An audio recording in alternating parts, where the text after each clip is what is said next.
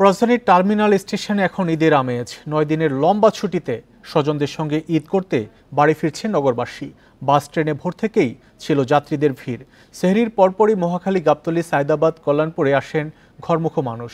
Ticket পেতেও হয়নি তেমন কোনো ভোগান্তি। পাওয়া যায়নি বাড়তি ভাড়া আদায়ের অভিযোগ। তবে রাজধানী থেকে বেরিয়ে মহাসড়কের কিছু কিছু পয়েন্টে ছিল বিশৃঙ্খলা। এতে যান চলাচলে ছিল ধীরগতি। এই ঈদে জামা জুতো অ্যাক্সেসরিজের ডিসকাউন্ট, এতে কিছুটা দুর্ভোগ পোহাতে হয়েছে যাত্রীদের। অন্যদিকে কমলাপুর রেল স্টেশনে চাপ থাকলেও বড় কোনো সংকট নেই। সময়সূচি মেনেই ছেড়ে গেছে বেশিরভাগ ট্রেন।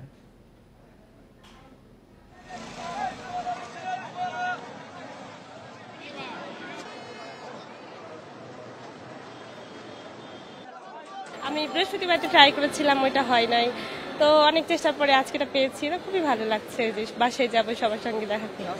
বাড়িতে সবাই থাকে, বাবা মা সাথে ঈদ কাটানোর জন্যই এই কষ্ট করে বাড়িতে যাচ্ছে। সবার সাথে ঈদ কাটাবো, আনন্দটাই আলাদা। অনেক ভালো লাগছে ঈদ যাত্রা, আর আমার মনে হয় কোনো ভোগান্তি নাই এবার, গতবারের তুলনায় অনেক ভালো।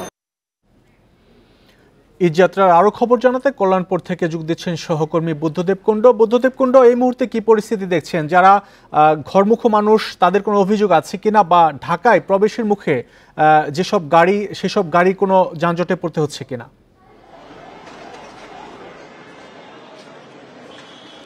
শরীফ, সকাল থেকে যেমনটি বলছিলাম, কিছু জায়গা ছাড়া আসলে খুব স্বস্তিতেই কিন্তু এবার ঈদ যাত্রা করছেন ঘরমুখো মানুষ।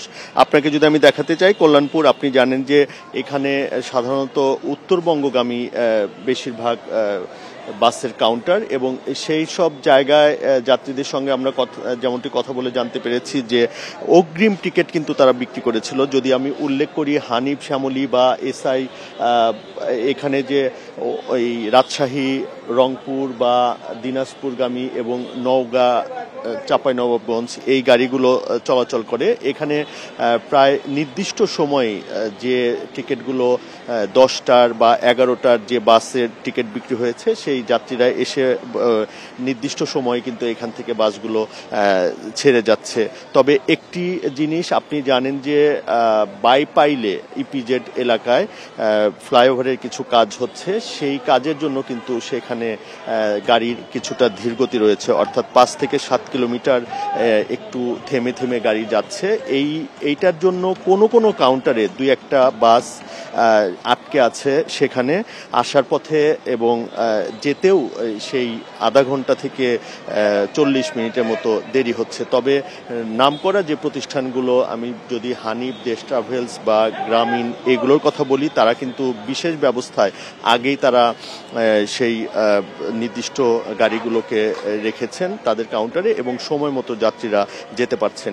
একটি বিষয় যে প্রতি বছরই বাড়তি ভাড়া নেওয়ার যে অভিযোগটা থাকে, সে তেমনটি কিন্তু আমরা এবার দেখিনি। একটু আগে আমি মহাখালী বাস টার্মিনালে ছিলাম, সেখানেও উত্তরবঙ্গগামী এবং টাঙ্গাইলের যে গাড়িগুলো আছে সেগুলো কিন্তু সময় মতোই ছেড়ে যাচ্ছে। তবে একটি বিষয় লক্ষ্য করা গেছে, ময়মনসিংহের যে গাড়িগুলো, সেই বিশেষ করে ইউনাইটেড পরিবহন, সেইগুলোর প্রচণ্ড যাত্রী চাপের কারণে সেখানে কিন্তু যাত্রীদের চাপ আছে, এবং যেহেতু গাজীপুর চৌরাস্তা এবং বোর্ডবাজার এলাকায় কিছুটা জ্যাম, তাদের বেশ কিছু গাড়ি আটকে আছে, এজন্য তারা টিকিট দেওয়ার পরেও আসলে নির্দিষ্ট সময়ে গাড়ি ছাড়তে পারছে না। সেখানে আমরা দেখেছি 2 থেকে 2.5 ঘন্টা করে প্রত্যেক যাত্রীকে আসলে ভোগান্তি পোহাতে হচ্ছে। তো মাহমুদ শরীফ, আমরা এবার মোটামুটি স্বস্তি দেখছি বাস টার্মিনালগুলোর যাত্রীদের ঈদ যাত্রায়। বাসে ঈদ যাত্রা এখন পর্যন্ত স্বস্তি, সে খবর জানাচ্ছিলেন সহকর্মী বুদ্ধদেব কুণ্ড।